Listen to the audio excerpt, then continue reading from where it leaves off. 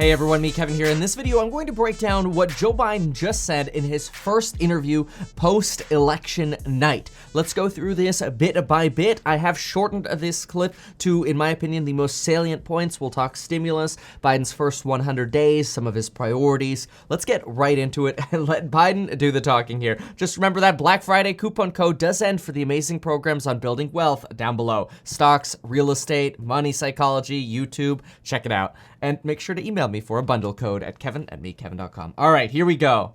Joe Biden starts by talking about international affairs. We're at the head of the table once again. I've spoken with over 20 world leaders, and they all are literally really pleased and somewhat excited. America's going to reassert its role in the world.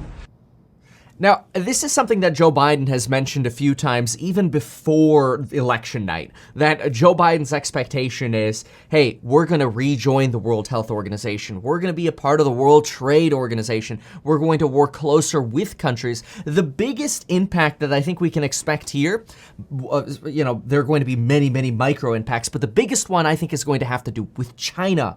China's trade policies under Janet Yellen, who's going to be the Treasury Secretary, who's going to be negotiating these trade policies with Biden and China, I think have a much larger chance of being less restrictive. So if you're investing in EV stocks or companies that would be exposed to China, I think there's potentially an avenue there to see higher stock prices. We might already be seeing some of that getting built in with Tesla stock, NIO, XPeng, so on and so forth.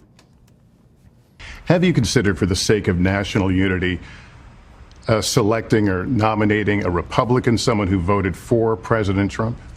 Yes, and we still have a lot more appointments to make. I want this country to be united. The purpose of our administration is, once again, united. We can't keep this virulent political dialogue going. It has to end. That would actually be brilliant, honestly, is if Biden started placing some people in his cabinet who had the opposing views, people with Republican views. That could be pretty smart, mostly because there is a lot of fear that Joe Biden is going to place individuals like Bernie Sanders and Elizabeth Warren or even AOC into power, and these are folks who are seen as much further on the left than Joe Biden is. And of course, people on the right will believe that Joe Biden is pretty far left because, well, generally we look at the extremes of things, but the reality is Joe Biden, on most things, appears to be closer to the middle than some of these other individuals. By balancing that with Republicans, it'd be interesting to see if he actually does it. He says he's considering it. It'd be interesting to see if he does it, but I think that could go a long way towards trying to unite, maybe not necessarily Americans, because we've got a lot of divisiveness. You know, I always like to say on this channel, the only thing that unites us is our joint passion for trying to build wealth and making money. That's why I don't take political sides. I just talk about building wealth and making money. But the reality is, if that helps Congress, Joe Biden picking a Republican, a cabinet member, helps Congress get united around Joe Biden presidency, if this happens, if things do not work out with Trump, that's all predicated on, we'll see what happens with the elections and evidence that's coming up, a lot of hearings coming up and that. But all that aside, that could help Congress finally get along again. We'll see if that actually happens. Former rivals from your own party, Bernie Sanders, Elizabeth Warren, have you talked to them about cabinet positions? Well, I've talked to them. Look, as I said, we already have significant representation among progressives in our administration, but there's nothing really off the table. But one thing is really critical. Taking someone out of the Senate, taking someone out of the House, particularly a person of consequence, is a really difficult decision that would have to be made. I have a very ambitious, very progressive agenda, and it's going to take really strong leaders in the House and Senate to get it done. Now, I'm a little disappointed by NBC here. I feel like they clickbaited this a little bit. Take a look at this. I'm just going to hide B for a second here. See at the bottom here? Biden, nothing off the table regarding Sanders and Warren in cabinet. That's not what he said. Okay, Biden just said that, look, he's got enough progressives in his cabinet already. He doesn't want to remove people like Senator Warren and Senator Sanders from the Senate to put them in his cabinet because he needs, in Biden's opinion, leaders in the Senate to help Biden get his agenda through. So I think NBC's headline here is a little misleading. Joe Biden, I think, was pretty clear here in saying he's not expecting to put a Bernie Sanders or Elizabeth Warren into cabinet. Instead, his expectation is, look, we've got enough progressive people. Let's now maybe find some Republicans to balance this with. Instead, let's leave them in the Senate. That's what I got from that. Now, in this segment, Biden talks about having spoken with governors about who should go first in terms of vaccination, and talks a little bit about COVID. Then we'll get to stimulus. Their ideas of who they think should go first, I think we should be focusing on, obviously, the docs, the nurses, those people who are the first responders. I think we should also be focusing on being able to open schools as rapidly as we can. I think it can be done safely. So there's a lot to work out in the next 2 months as to exactly how it will be distributed. Now, maybe the hope is we can actually begin to distribute it. This administration can begin to distribute it before we are sworn in and take office. And so it's all in train right now. I'm feeling good, though. All right, so on vaccines, mostly Joe Biden seems to be open to the idea of just mostly picking up whatever Donald Trump's distribution plan is, hoping that distribution gets underway before January 20th. And hey, if modifications need to be made, he'd be open to making modifications to those plans. I hope that we're going to be able to have a united voice on the need to mask, socially distance, testing, and tracing. Yeah, that's something that is going to be very difficult, I think, for Joe Biden to work through, is a united voice on masks. It might almost be too late for that. At this point, I think almost America is just waiting for that bailout of a vaccine. What will you do to get kids back in school? How much will you be working the phones and working with governors and mayors? It takes a lot of money to get them back. The estimates are $150 to $200 billion for the year it would take to get safely open our schools. For example, we know that we have to change everything from the ventilation systems in schools. We know we have to change the sanitary. We have to make sure everyone from sanitary workers right through to the bus drivers. Ventilation is extremely key, and this is actually a very interesting insight for negotiations on stimulus because Republicans are looking for about $105 billion for schools. But Joe Biden says, look, current estimates say we need $150 to $200 billion to provide proper ventilation and safety in schools. The HEROES Act, the new pared down HEROES Act, does provide around $230 billion, and that would cover that bill, so to speak.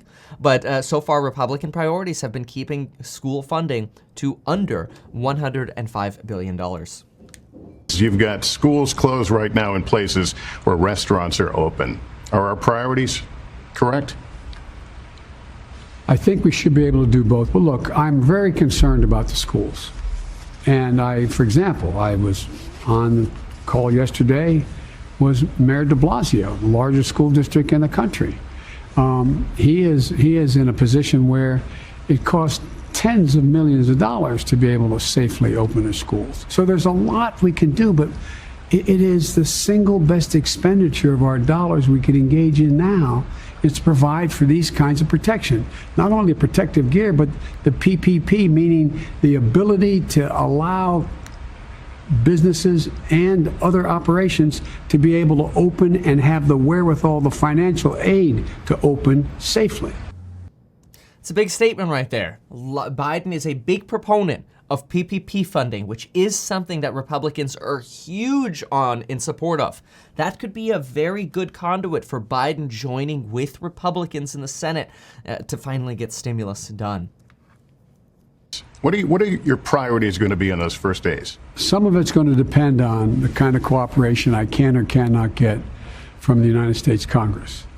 But I am going to make a commitment in the first 100 days. I will send an immigration bill to the United States Senate with a pathway to citizenship for over 11 million undocumented people in America.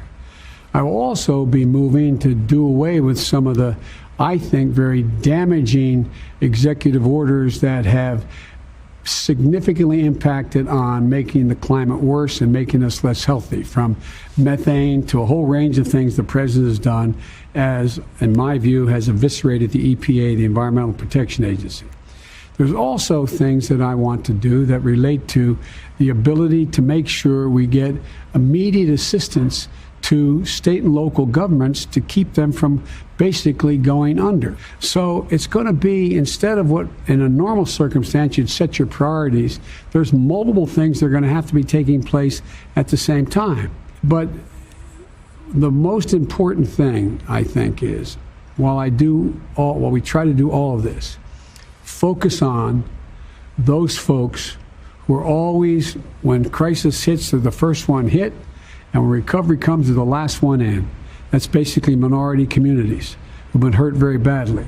Making sure we get the aid that was voted on in the House and was passed by the Senate in some cases, and much of which is not passed, get the kind of help to keep people afloat. Okay, that was big. So we got 3 big priorities here. We got a pathway for legal citizenship for 12 million undocumented people in America.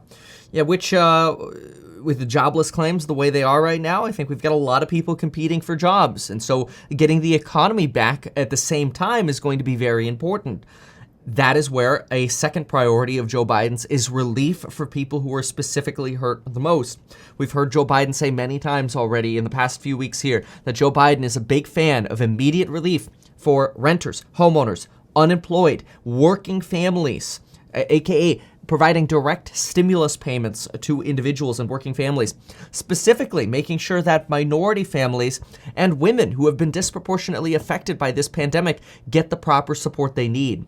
In addition to that, Joe Biden's focus is on climate change. So we've got 3 big priorities here: immigration, climate change, and relief. Relief is something Joe Biden actually doubled down on in his answer here. He said immigration, climate change, relief, then talked about minorities, and then went right back to talking about relief and how important it is. Now, in terms of what kind of relief, Joe Biden has previously suggested he is a big proponent of the HEROES Act. He kind of alluded to this here. Now, he kind of said it a little bit backwards. He said we should pass something that's been voted on in the House and passed in the Senate. It's vice versa. We should pass something that has been passed in the House, the HEROES Act, and considered in the Senate, the HEROES Act, right? That's what Joe Biden is saying here, which, remember, the HEROES Act does provide $600 per week in unemployment pay. Most Republicans do not believe that $600 per week is ever going to happen again. They expect it'll be closer to $300 to maybe $400 per week. However, it does seem like Democrats and Republicans are in favor of stimulus checks to individuals. And keep in mind, too, Joe Biden did reiterate a priority of state and local government funding. But I'm focused on getting the American public back at a place where they have some certainty, some surety, some knowledge that they can make it. The middle class and the working class people are being crushed. That's my focus. Big statements there, and he's not wrong. So big priority on the middle class. Yeah, he's going to have progressive, agenda items like climate change and immigration relief. But 3 times during this interview did we focus on relief for the middle class working individual and, of course, minorities or lower class or lower income earners, providing that stimulus relief that we've talked about before. So these are the priorities for Joe Biden's first 100 days. Now, Joe Biden does encourage getting a stimulus bill done.